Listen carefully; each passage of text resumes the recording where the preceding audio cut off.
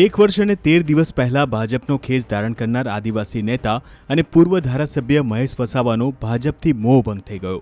Social media પર તેમણે ભાજપમાંથી રાજીનામું આપી દેવાની જાહેરાત કરી.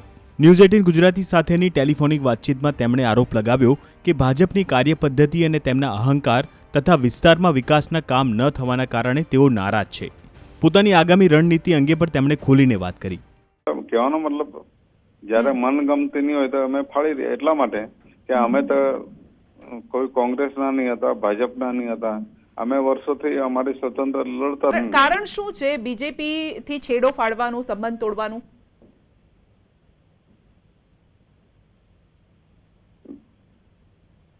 એમની પદ્ધતિ.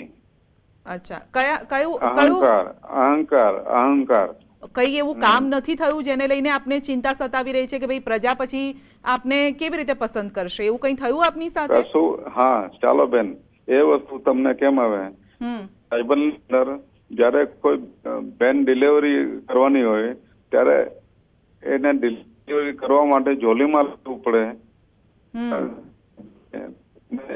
એટલે મેડિકલની વ્યવસ્થા નથી, 108 ની વ્યવસ્થા નથી આપના અમુક વિસ્તારોમાં, એવું કહી રહ્યા છો? હા, બિલકુલ. ચાલો ને, આજે બી પણ મહેશભાઈ, આપે જયારે બીજેપીમાં જોડાયા ત્યારે નતો ખ્યાલ, કારણ કે આ સમસ્યા તો પહેલેથી હતી કે પછી આપ જોડાયા પછીની આ સમસ્યા છે? સમસ્યા તો પહેલેથી જ છે. એમાં અપેક્ષા જે અમારી હતી એ નથી પૂરી થઈ રહી, એટલા માટે અમે આજે રાજીનામું આપ્યું. એટલે તમે બીજેપી થી અલગ થઈ રહ્યા છો એવી જાણ હજી કરવામાં નથી આવી? તમે કોઈને ફોન કર્યો? ના, કર્યો ને. મેં તો સોશિયલ પર મારા મૂક્યા ને. એટલે સોશિયલ મીડિયા પર મૂક્યું, પણ ત્યાં એક પેલું સિસ્ટમ હોય ને કે તમે જોડાઓ ત્યારે એક સિસ્ટમ તરીકે જોડાતા હોવ, છૂટા પડો છો એક સિસ્ટમ તરીકે છૂટા પડતા હોય. ના બેન, ના તમે એવું નહીં.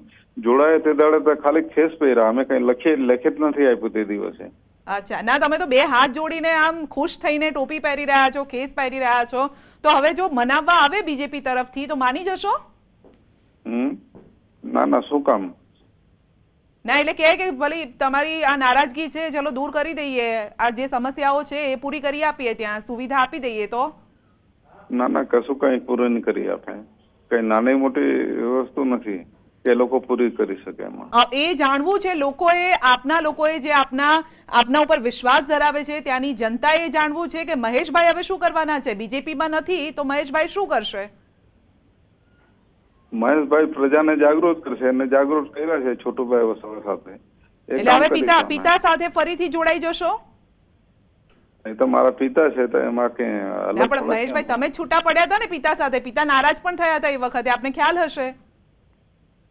ના, નારાજ કોઈ થયા નથી ને. ક્યાં, અમે મળીએ જ છે ને. એમાં એ વખતે એમને આપનો નિર્ણય પસંદ નતો આવ્યો ને, આપના પિતાને નિર્ણય નતો પસંદ આવ્યો, એટલે મીડિયામાં આવીને પણ કીધું હતું. હવે શું કરશો આપ? પિતા સાથે વાત કરી કે હું બીજેપીમાં હવે નથી અને હવે આપણે સાથે મળીને કામ કરીશું? એ તો કે છે ને, એમના ઇન્ટરવ્યુ લઈ જાઓ તમે, એમને બી પૂછો ને. એટલે એમને પૂછીશું. તો હવે શું બીટીપી એટલે પિતા પુત્ર હવે સાથે જોવા મળશે બીટીપીમાં, એવી રીતે?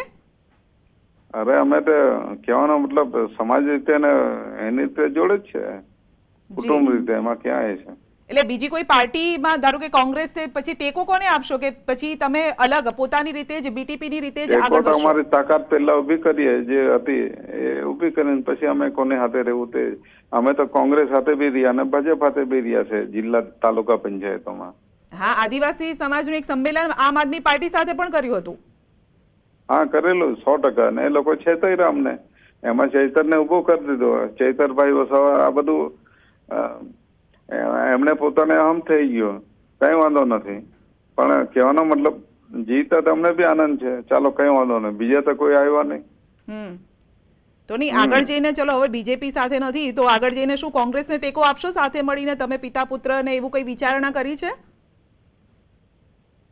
જો સમાજનું ભલું કરે, સંવિધાનને ભલું કરે, એની અમે 2024ની 11મી માર્ચે મહેશ વસાવા ખુદ કમલમ પહોંચ્યા હતા અને કેસરીયો ખેસ ધારણ કર્યો હતો.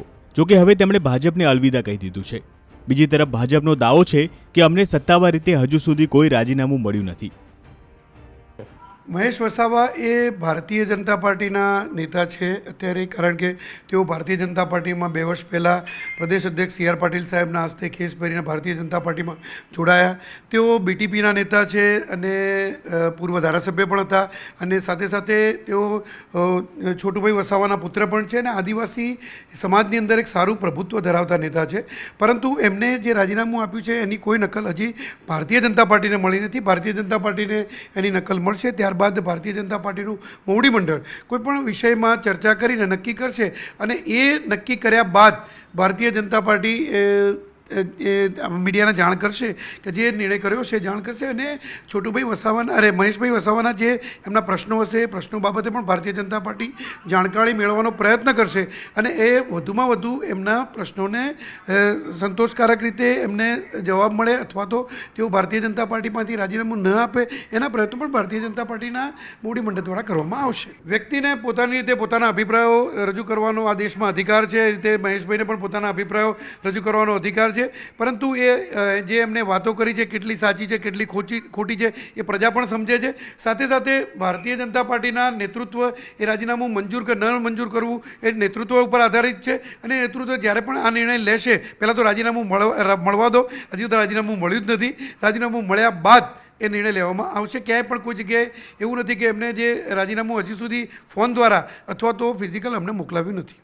મહેશ વસાવા હવે નવેસરથી પિતા છોટુ વસાવા સાથે મળીને કોઈ નવી પાર્ટી શરૂ કરે તેવા સંકેત આપ્યા છે.